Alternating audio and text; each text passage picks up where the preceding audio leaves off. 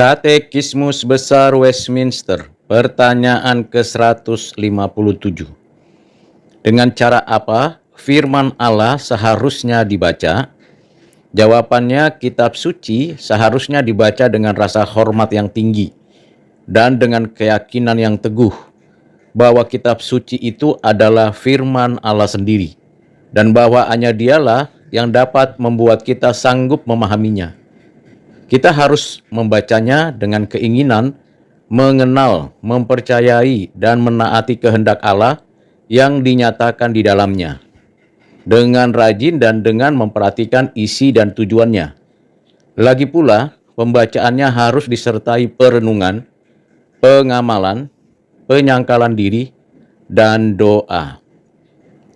Jawaban tersebut dapat dibaca dari Mazmur 19 ayat 11, 2 Petrus 1 ayat 19 sampai 21, Lukas 24 ayat 45, Ulangan 17 ayat 10 dan ayat 20, Kisah Para Rasul pasal 17 ayat 11, Kisah Para Rasul pasal 8 ayat 30, Mazmur 1 ayat 2, 2 Tawarik 34 ayat 21, Amsal 3 ayat 5, Ulangan 33 ayat 3, Amsal 2 ayat 1 sampai 6, dan Nehemia 7 ayat 6 dan 8. Pembelajaran apa yang dapat kita terapkan pada konteks saat ini? Yang pertama, penting dan perlu menyadari terlebih dahulu bahwa Alkitab adalah firman Allah, bukan tulisan manusia biasa, bukan cerita atau kisah mitos, bukan hasil rekayasa dunia atau manusia, tetapi inspirasi secara plenary verbal dari Roh Kudus kepada para penulis yang bersifat final.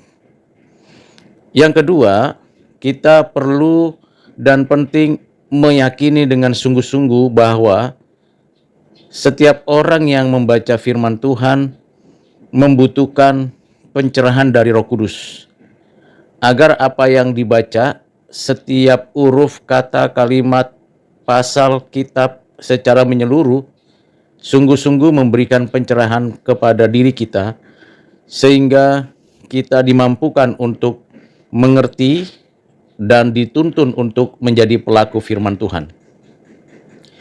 Yang ketiga, kita bersyukur karena seluruh ajaran Alkitab, dari kitab Kejadian sampai kitab Wahyu, memberikan kepada kita pengenalan akan Allah yang sejati, memberikan pengetahuan akan siapa diri kita, dan realitas alam semesta, bumi, dan segala isinya.